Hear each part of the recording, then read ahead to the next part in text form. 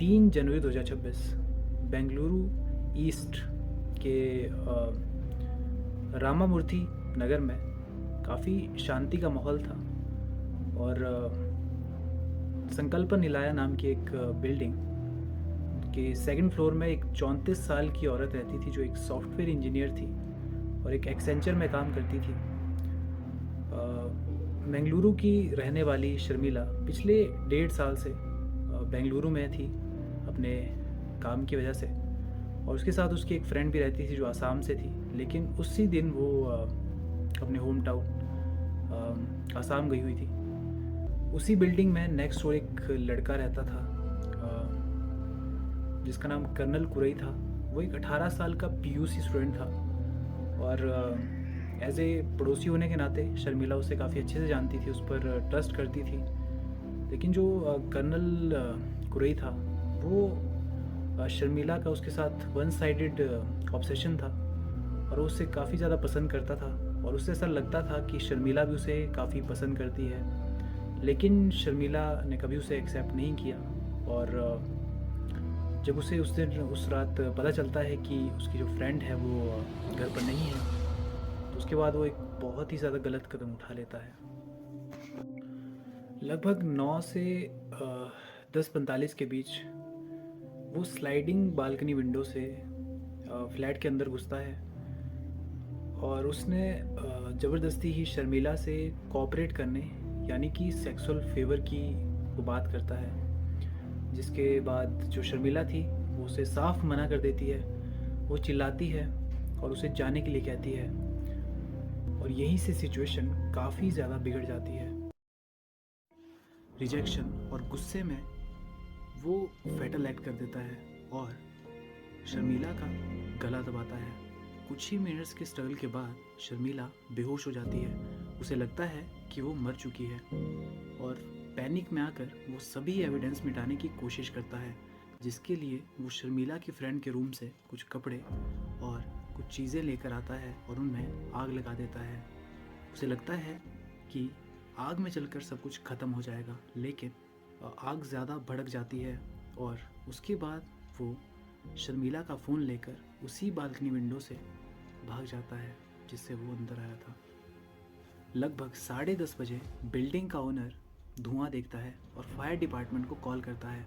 Fire fighters lock door तोड़कर आग बुझा देते हैं, जहां उन्हें किचन के पास शर्मिला बेसुध हालत में पड़ी मिलती है।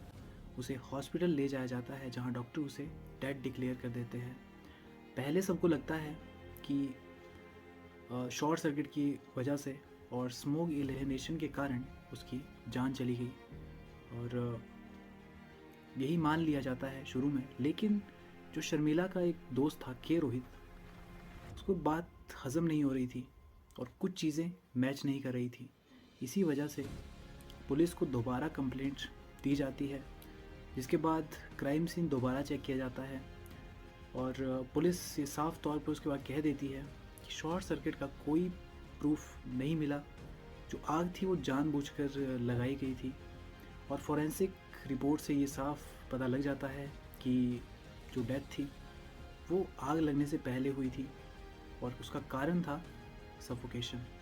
तो शर्मिला के हाथ पर भी इंजरीज थी, जिससे ये साफ पता लग रहा था कि वो आग की वजह से नहीं आई थी, और उन्हें ये पता लग जाता है कि कोई ये एक्सीडेंट नहीं बल्कि एक मर्डर था।